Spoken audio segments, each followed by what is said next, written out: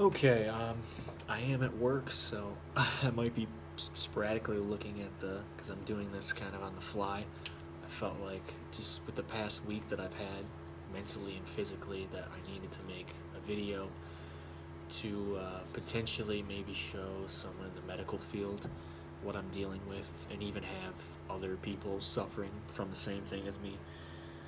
And hopefully, you can kind of compare, contrast, just use it as a tool for getting me on the right track, so to speak, and for other people too. You know, if you watch this and you're suffering from the same thing, that feeling of like you're alone and isolated, I've been there. I know exactly how it feels.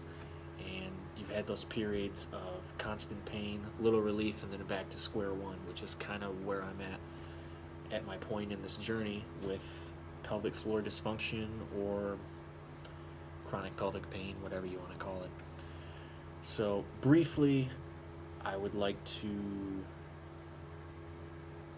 kind of give you a timeline, and I might forget things, and but I'll try to pinpoint since when it started and the kind of important factors during the whole journey that I've had with this. But to start off, my name is Alex, I'm 24, and I've been dealing with this type of pain since I was about 16, 17. I would say 17 was more when it was life changing. But that being said, um, any kind of traumas that I had in the past that I could think of that maybe have offset it might have been a lot of. I had a few falls on the tailbone, kind of back area. There was. I played football from the time I was 14 until 17, all 4 years of high school, which was probably a really, I noticed a big change in a lot of things, not only just down there, but pinched nerves and, things that you can really damage your body with, and weightlifting and riding my bike.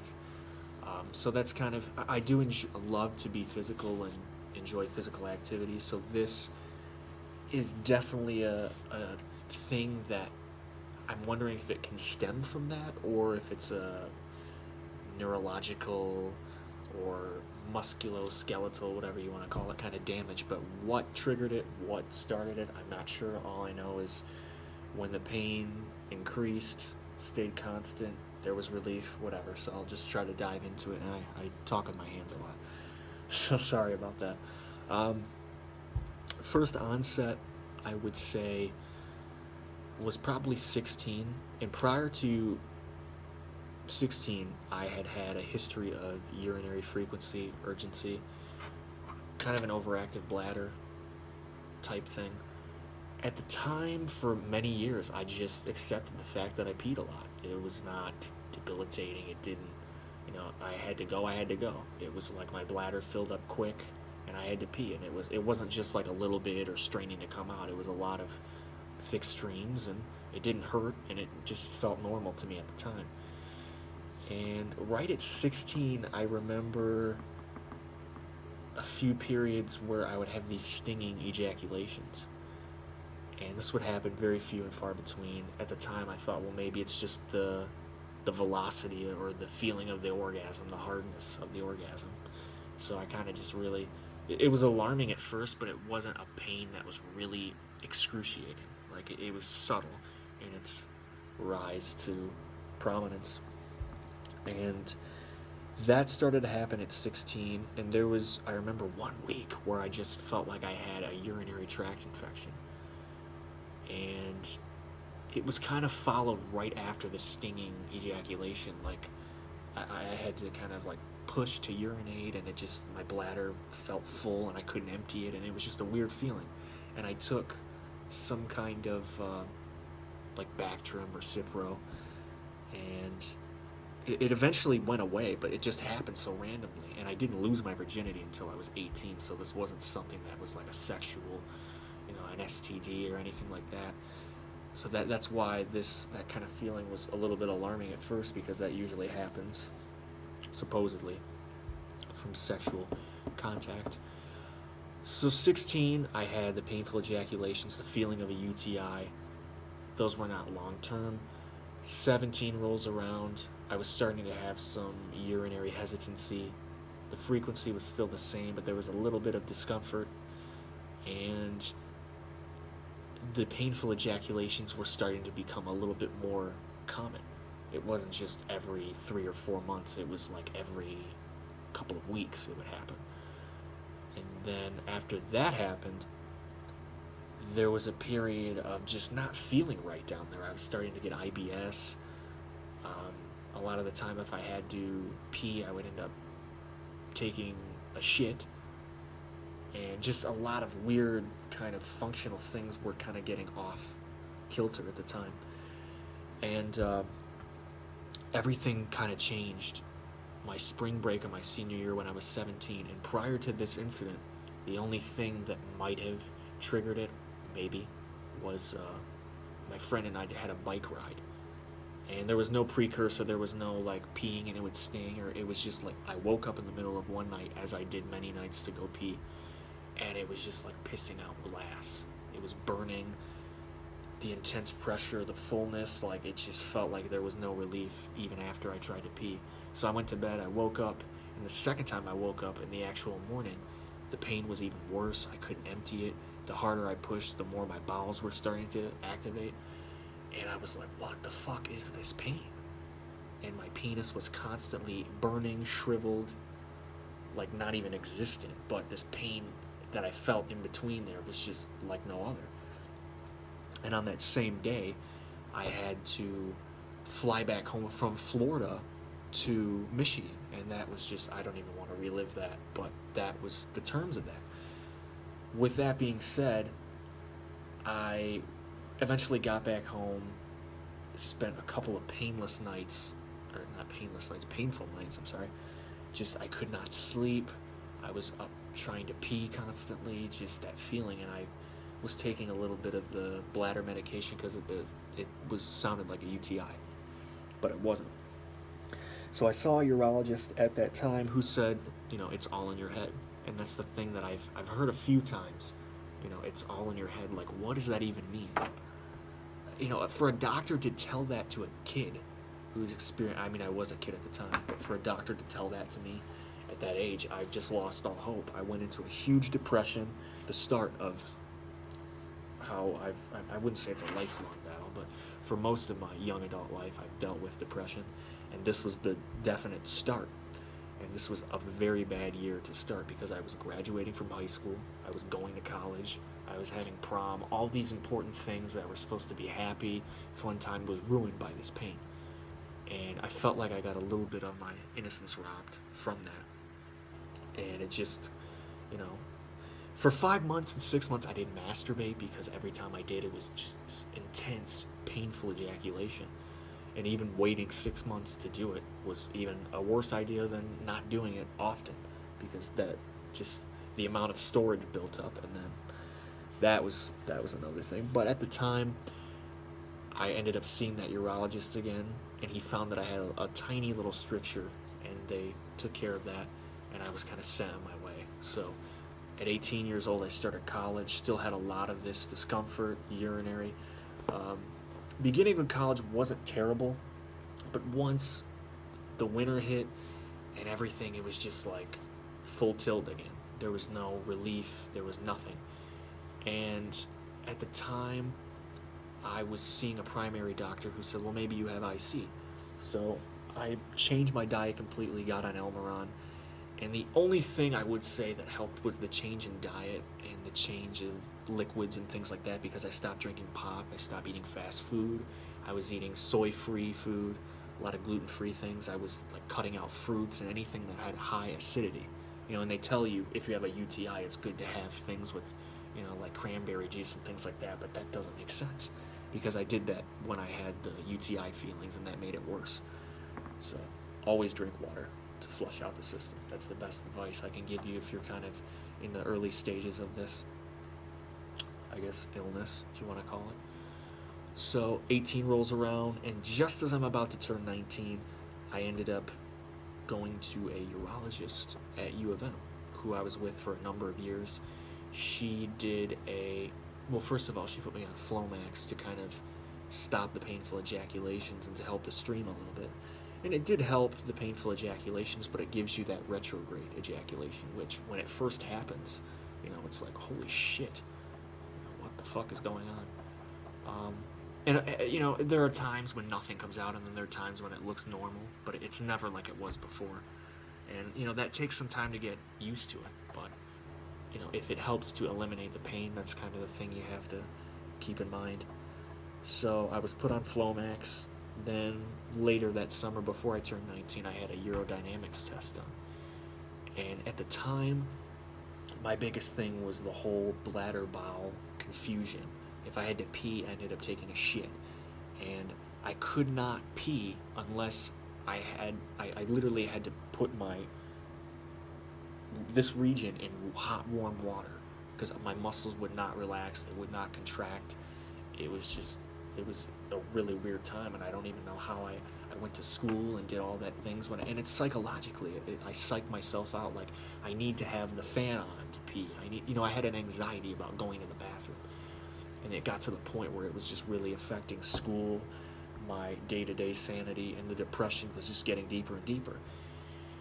So the urodynamics test, I wasn't able to void at the end of it, but they found a little bit of pelvic floor dysfunction, but nothing was ever elaborated on that.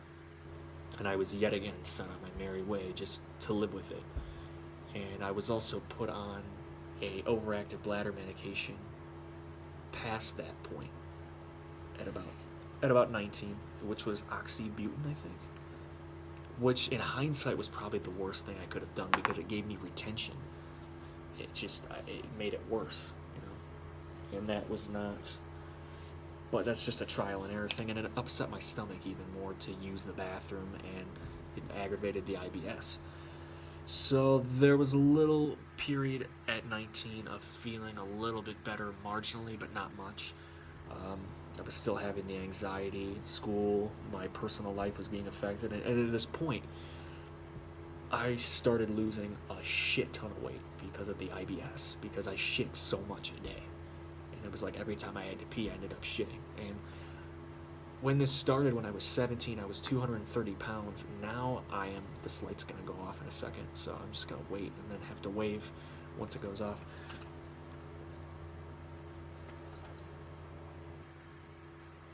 Technical difficulties. And, so, what was I saying? I forgot. Okay, so at 19, I was having that like IBS kind of thing going on, and shit, I lost my train of thought. Okay, so it was still that period of losing weight. That's what it was. I was 230 pounds when I was 17, and by the time I was 19, I was down to 165. And this was in a period of a year and a half. And now I'm about 158. But thankfully, the IBS sort of symptoms have kind of subsided immensely from that time. So at 19, I was kind of at a crossroads. Do I have I was having an abdominal pain, IBS. Do I have Crohn's? Do I have colitis?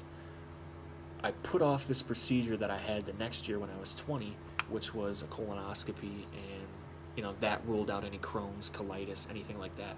That came back negative. There was nothing wrong with that. So I was still having this hesitancy, fullness, pressure, wherever you name it. It was just uncomfortable. There was no relief from urinating. And I had dropped out of college. I had just I was lost. I hadn't had, at any time I had any kind of female contact, my anxiety would spike up because I didn't think I would be able to have an erection that would feel good or ejaculate, or I couldn't satisfy a woman. So for the longest time, I avoided relationships, any kind of contact with women in that regard. And for a young guy to not have that was a killer. And then I got into a relationship when I was 20, and that's when I started to have a kind of normal sex life. And that was one of the biggest things, because not being able to enjoy working out, having sex, doing things that are physical, I like that kind of natural high that you get from working out, or obviously sex, whatever endorphins or dopamine gets released. It feels good to do things naturally instead of, getting hammered or getting high, just stupid things like that. Things that your body naturally does that gives you that buzz about life. That was just lacking. And I think at the time I was on Prozac. I had just started back on the Prozac at 19 and 20. So 20 I had the colonoscopy done, and I was at another crossroads. I started to get off the oxybutynin, but I was on patches for a while. And the patches seemed to be doing better, but then the old symptoms started to happen. So the relationship that I was in at the time was suffering because this pain was, I did quit my job for it, that I had just recently started back working again. I quit my job because I was just tired of spending it in the bathroom the whole time. Every time I had to pee, I was shitting.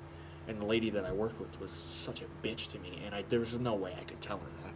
So I was just like, okay, I quit. So it was stopping me from having healthy relationships, enjoying working, all the simple things in life, the things that you need to do to survive and make it in this world, sadly.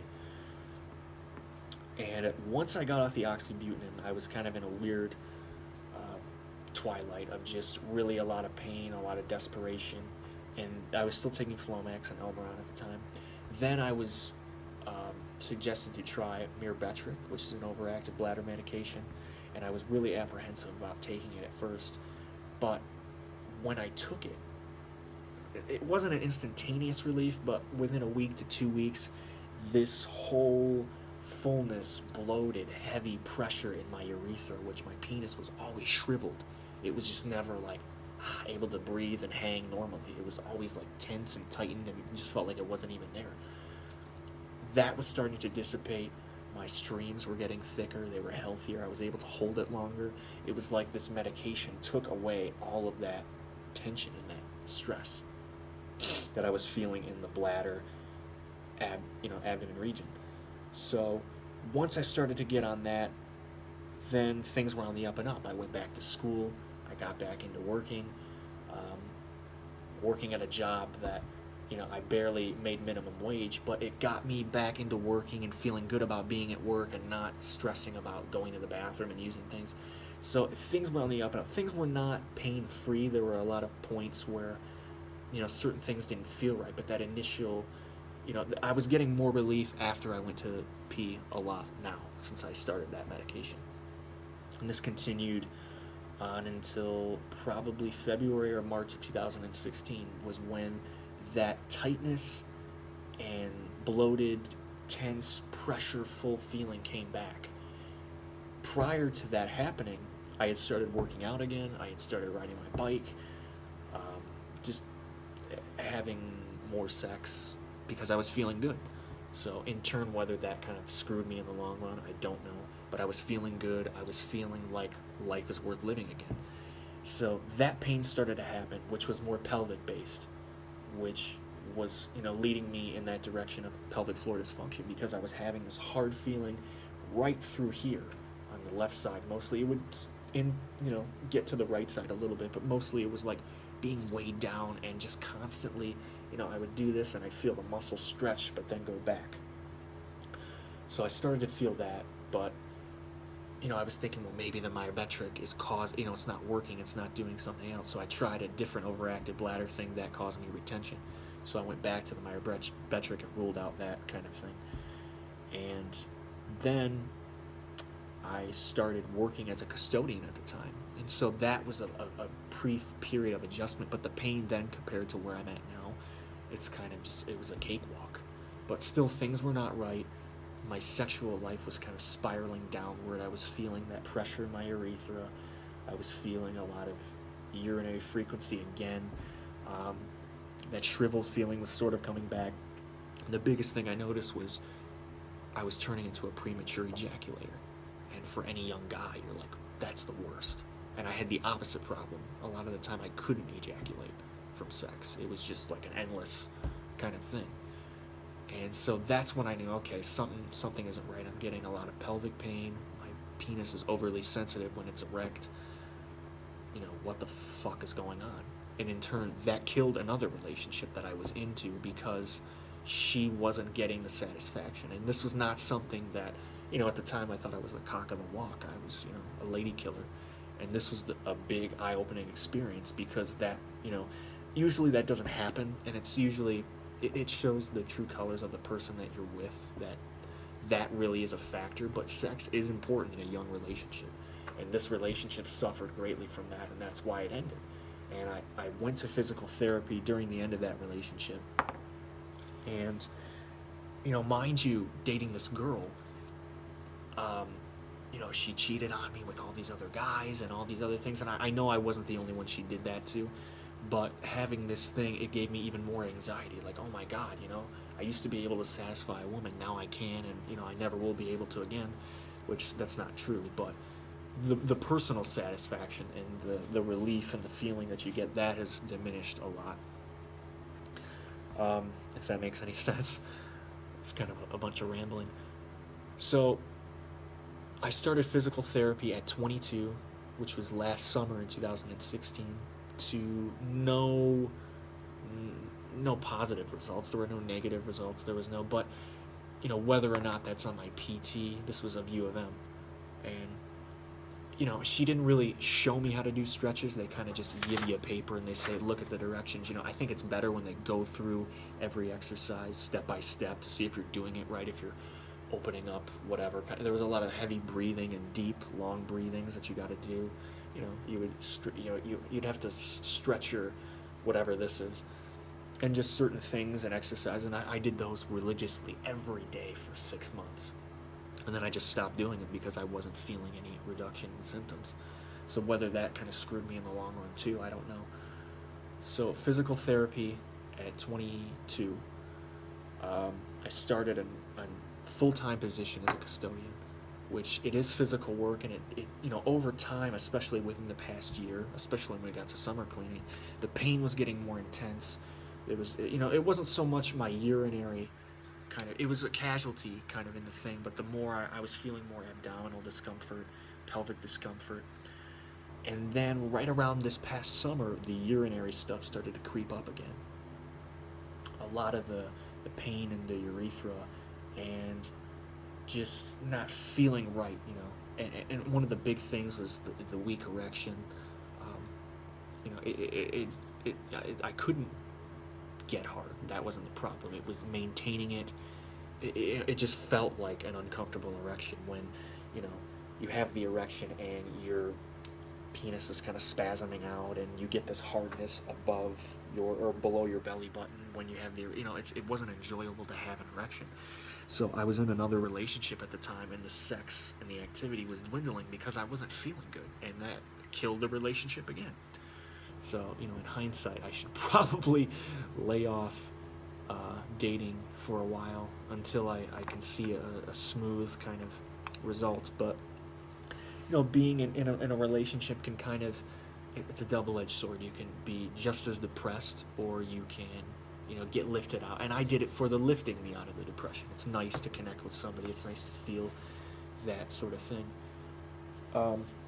So my sex life, I had a very small window from 21 to maybe 23-ish, if you want to count. The beginning of last year was kind of normal. So not really a whole lot of period of relief. And I was still working out up until, I would say, probably 2 months ago or so. And every workout is hard. Every time I get up, everything comes to the surface. So with this summer, I was referred to have a nerve block. I had 2 done. I had one on the abdominal region, which there was no side effects. It just didn't work, which was for, a peripheral nerve block. I had that done. And after I had that done and it didn't work, the doctors at U of M said, well, we'll put you on Cymbalta. We'll, put you in a pain psychologist. Sure, that's great having somebody to talk to, a pain psychologist, but I thought, you're masking the problem. You're not getting to the root cause of it. You're giving up. So immediately I shut that down, and I went back to Dr. Peters, who I had seen earlier in the winter of 2017, probably January, February, and he wanted me to do a urodynamics test, which I had already done, and I'm like, I'm already in a lot of discomfort. I'm not going to do that again. And he's like, well, this would be, so I had to give him the results of my past test to show him that I had it done and what it said. And then he wanted to play ball when I said, could we do a penile nerve block? Because I had researched on it a little bit and thought, okay, well, I'm experiencing a lot of these symptoms. There's a, decent chance that it could guide me in the right direction. And for a year, I kind of had that on the back burner of things, while still seeing the U of M urologist, who literally, the last time I had seen her, she had said, there's nothing we can do. We've done all we can from a urologist standpoint. And I thought, you've got to be fucking kidding me. Like, a doctor does not tell their patient that that's all we can do. So again, I was right back to square one, hopeless. And Dr. Peters said, well, we'll do the nerve block. We'll see how you respond to it. And he's a little bit more understanding. I think it's maybe it's because he's a male and he knows I'm a younger guy and how depressing and, life-changing this can be. So he sent me to a doctor at Beaumont to do the nerve block. And I knew the day going in, I thought, I shouldn't do this. This is something that, I was just having doubts about it. And sure enough, I had the nerve block, and it aggravated the symptoms even more. The pain that I was feeling prior to the nerve block, I would have rather had than what I'm having now. Major irritation, the shriveling of the urethra and penis again, the bladder spasming, all that kind of thing, the uncomfortable urination, not a lot of relief after I urinate now. There was a period where my muscles would start to harden, and now it's just an instantaneous thing after I go. It's like voiding feels good. Voiding doesn't feel good. Voiding, makes the pain even worse sometimes, and it doesn't really make a damn. And, usually with voiding and going, within 25 minutes or so, I would feel that hardening thing, but now instantaneously, it's less than a minute and a half where all the muscles just start spasming and they don't know what they're doing. And the same thing with the urethral throbbing and things like that. So I'm at the point where I'm sliding back into the deep depression. I'm on the verge of going on short-term disability for my job. My mental state is in complete shambles. This week I couldn't tell you how many times I've cried and broken down, and just, thankfully my mom is my rock. I live with my mom still. We've lived together most of my life, as she was a single parent. And, without her as my number one support system, I don't know, I probably would have ended it by now. Sorry for that light going on again at a pivotal moment, but no, I've felt that hopelessness, that depression, not the act of killing myself, but the act of, what am I going to do? There's nothing else to do. I'm at a crossroads, personally, physically, emotionally. It's just, what is there to do? I think there are treatment options, but hopefully Dr. Peters will kind of talk to me. I have an appointment with him on Monday, so I'm kind of making this in the nexus of all the discomfort and pain that I'm feeling. So by the time I make the next video, maybe there will be some kind of step in the right direction. But for now, that feeling of hopelessness, things will never get better, life is stopping right now. And I think, I don't want to go on short-term disability because I'll be getting a pay cut for my job. But the job I do is physical, it's uncomfortable, it's, anxiety, inducing. And I think that I need to take the time to get my mental health evaluated also, just either seeing a therapist or a pain psychologist. But that's where I'm at with my journey. A lot of ups and downs, mostly downs, a little period of relief and living and things like that. But I just made this to show this to maybe someone in the medical field who, wants to give me some insight, or, maybe I could show my doctor this and tell him what's going on, or even just people that suffer from it, other men, you're not alone. This sucks. It isn't a terminal thing, but it feels like your life stops and your life is over. And I think that there are, not necessarily cures, but I think there are treatments out there that work. And, it's just that trial and error elimination thing that's, you're in pain a little bit longer, but just, I don't know. I try to sound positive, but most of the time I'm thinking, oh God, there's no hope, there's nothing, it's all downhill, it's not even worth living. Which, like I said, I'm at that point again, unfortunately. But anybody that wants to compare this video, share it, whatever. I'm using this as a purpose, not only for me just to kind of talk about it and to feel connected to people, because I've joined a couple of forums online and I've made a YouTube channel, and just, you know, I'm just hoping that this will get into the right hands and it could kind of, whether it's a doctor or somebody who's had the same thing and found what they did worked for them and they could show me, you know what I mean? There's a lot of different avenues that I feel like this video could take me down.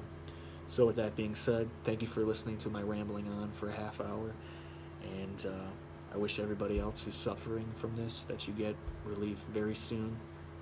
Hang in there, and I'm praying for you.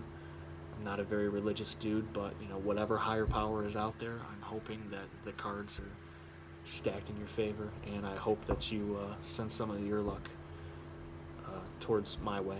And thank you for listening, and hopefully this was insightful. So take care.